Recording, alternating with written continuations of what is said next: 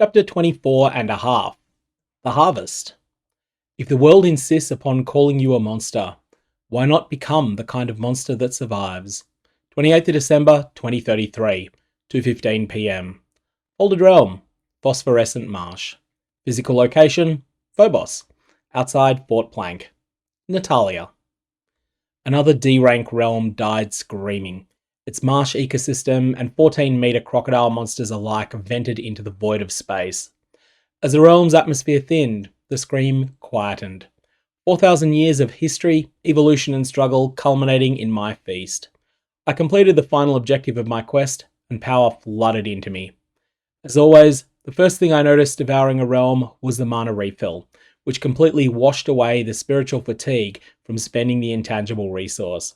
Secondly, the power washed into my recently acquired bound realms. The captain relied solely upon hers, held back by moral hang-ups about conservation. Obtaining those realms had definitely made me stronger, but there was a raw ecstasy to devouring realms that went beyond the power boost. We'd had lectures on game theory when NASA and Space Force merged, and I'd received very different ones from my secondary employer. Both lectures agreed that a detected betrayal carried more lasting consequences in the information age than in the past. The disagreement was on the detectability. Officer training stressed the certainty of detection. Spycraft training stressed the importance of leaving no witnesses. Only the engineer had witnessed my actions in Glassfall, and she wasn't going to tell any tales.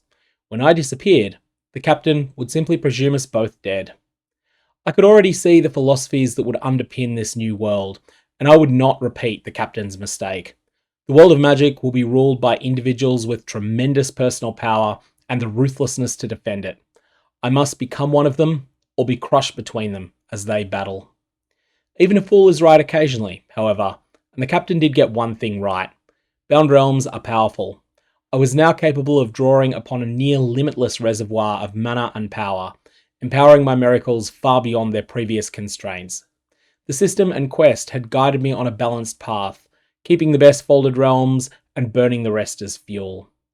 This marsh had never been one of the best. A ridiculously named amphibious alpha alligator had died to one punch, and 5 minutes later, the realm's core finally surrendered to the helical vortices tearing it asunder. As each piece was delivered into the void, I sighed in contented bliss. The ecstasy of feasting upon a realm far surpassed any other delight I've ever experienced, be it emotional, chemical, or carnal. I bathed in it until I was gently placed outside the dying realm, and once again felt the system's presence in my mind, confirming the victory. Realm consumed, phosphorescent marsh. Combat XP gained, 720,000. Quest progress advanced, Harvester of Realms. Quest complete. Reward available, Earthside extraction. Description, translocation from current folded realm to Earth, with preservation of personal attributes and bound realms. Warning, some physical possessions may be left behind. Accept reward? Yes or no? I considered what I would be able to do on Earth with my newly acquired power. It was a more pleasant thought than the price paid to get to this point. Well, the engineer paid a higher price than I did, but isn't that the way of power? Everything has a price, and sometimes power is simply making certain that someone else picks up the tab when it really matters. As I thought, everything flickered. I arrived on Earth in the dark. One moment, there was the endless black of interplanetary space pierced only by distant stars, as Mars and the Sun hung far below the horizon. The next moment, I was standing on cracked concrete behind a warehouse, streetlights cutting through a chain mesh fence. The night air was dark, heavy with exhaust fumes, and somewhere beyond the building, I heard a soft, electric whine and the clatter of wheels on rails. The sights, smells, and sounds reminded me of Geneva, and I could only conclude the system had taken me exactly where I wanted it to. Good thing too, I don't have the experience with my newfound wings to fly across the Mediterranean, much less one of the world's oceans. Before I could take in the anonymous dark trousers, collared shirt, and plain jacket that had replaced my EVA suit, gravity hurled me to the ground. Gravity and I had broken up 8 months ago, and feeling it at full strength again was quite the shock. Fortunately, I'd become very strong. My knees took the extra load, and old training kicked in, as I rose and recovered from the wounds to my dignity, and then took stock of my exact location. I'd been deposited alone in an alley. There were no cameras I could see, although I didn't need my spycraft training to tell me there'll be many I could not. As long as I did nothing to attract attention, those cameras would never be checked. I walked to the street and stepped into a familiar world, merely blocks from the bank vault I needed to visit. If only it wasn't so early in the morning. Traffic moved along a narrow riverside road. It wasn't the trickle of cars you'd see at 2 or 3 in the morning, and most cars were heading into the city rather than out of it. Orange trams drove past garish hollow billboards and old-style advertising alike, obscuring the stone facades that once made this city so beautiful. People wrapped themselves tightly in coats and scrolled on flex screens, looking up emails, memes, and on one man's screen, a very adult video. And as always in Europe, nobody notices another American. A newsfeed played on a screen above a cafe counter near the river. I stopped under the awning, as if considering the sandwiches. The broadcast answered one of my more pressing questions with a simple display stating 5:42 AM. The rest of the screen showed aspirant lifting off months ago, all flame and white exhaust, as a ticker across the bottom scrolled through the headlines. Concerns after 6 failed check-ins. The James Webb Space Telescope is being turned to get more information on why the mission has gone silent. The anchor's voice remained calm. Officials insist there is no immediate cause for panic. Contact was lost after the 6th scheduled check-in, and Mission Control is now working with international partners to establish alternate communication paths.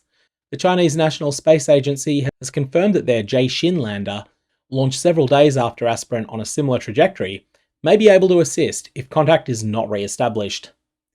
My shaking subsided a little with the confirmation I hadn't yet been declared dead. The gold my handlers had paid me for mission intel would be sitting in a safety deposit box in this very city. My German handlers would undoubtedly be looking to reclaim it once I was declared dead. I sat and ordered a coffee, then allowed the miracle of Dominion to nudge the lonely-looking businessman beside me into paying for it. Even better, it nudged him into leaving. I settled in and watched the news as I waited for the bank to open. The bank stank. There are smells you come to associate with old money, over-the-top perfume, and increasingly today, sweat. Wealth buys time to look after yourself, and time invested in exercise is repaid with interest. Most of the clients were fresh from their morning workouts and were in better shape than I'd been pre-mission. Alongside the smells of old money, polished marble facades demonstrated the bank was getting a very good cut out of every euro that passed through it. Discreet security cameras spied on every entrance and teller. In the lobby, some people sat in low chairs staring at their devices, waiting for meetings that would decide if they kept their houses another year. Still other clients waited to learn the required collateral for the loan to buy their 47th investment property, a meeting that might, if it went against them, delay the purchase of number 48. I walked past them, straight to the rope that divided the main queue from the section marked Appointments and Priority Clients. The guard watched me approach, and his left hand, not his firearm hand, reached to his belt. I called upon the power of Dominion. The first time I truly unleashed this miracle, I dominated a dragon and 2 feeble minds. That time, I'd unleashed force without finesse. This time, I imagined a surgeon's blade, and made only a tiny cut in the right place. Heat prickled along my skin as the guard's pupils dilated briefly. His shoulders loosened, and his jaw clenched briefly. "Ma'am?" he asked. "Can I help you?" "I require access to my safety deposit box," I said.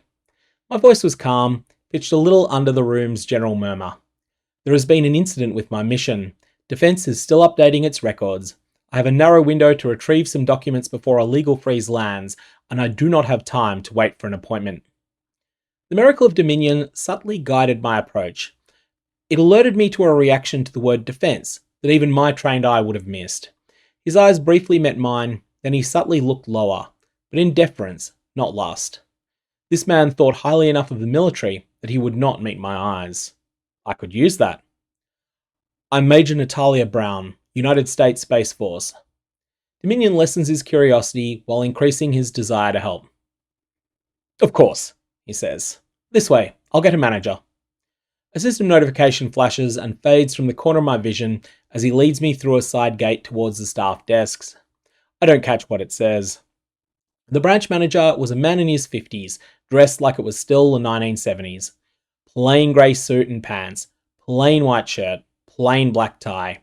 He glanced up at my face and posture, and the way his employee fawned upon me. I spent additional mana, and the manager's will was entirely overridden. A deep space mission, his robotic voice asked. You are with Aspirant, yes? Was, I said. I don't bother coming up with a lie that would pass even minor scrutiny, and just pushed more mana into the miracle instead.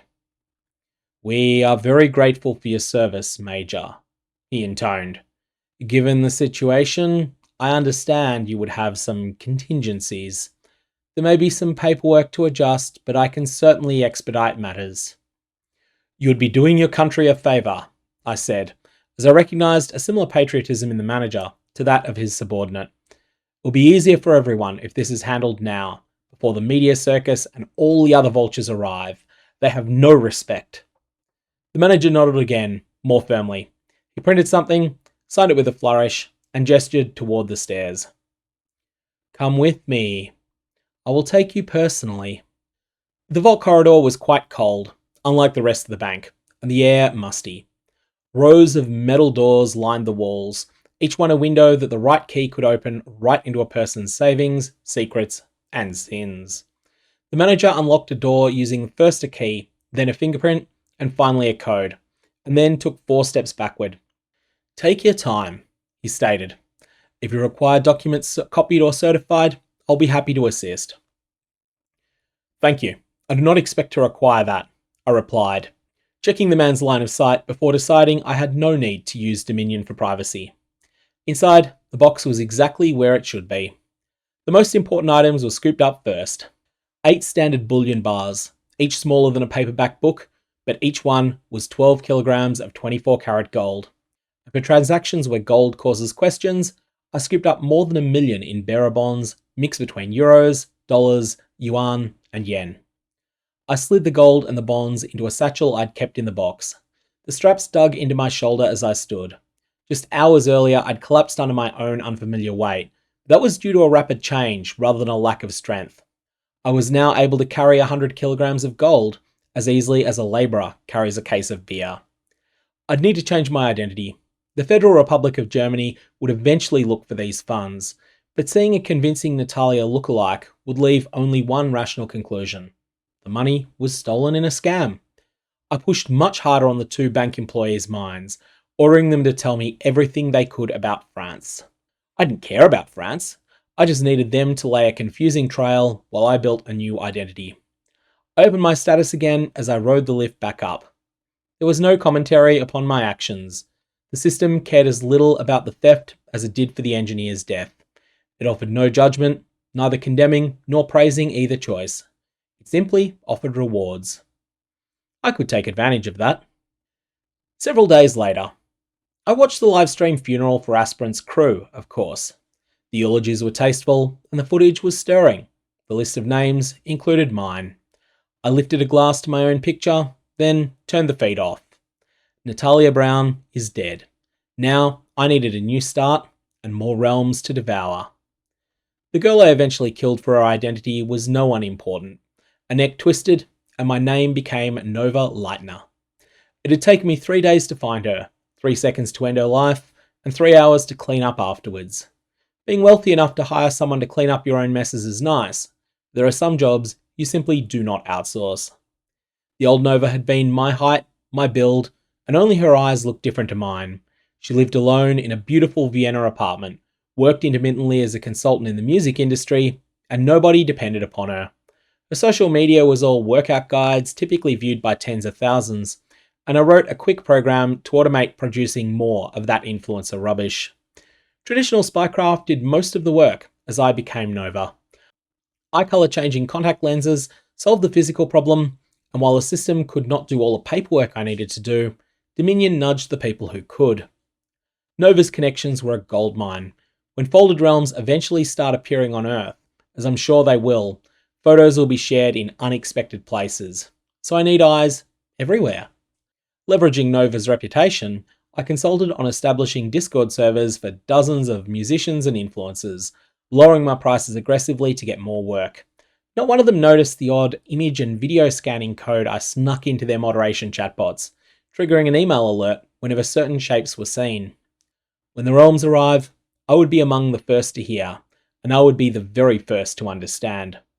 Until that point, I settled back into making a website for the Melbourne-based musical theatre duo responsible for that horrible Phoenix song from 2 years ago. Pretending to like their music to get the gig was the hardest thing I'd done since digging out of the tunnel back in Glassfall Cathedral.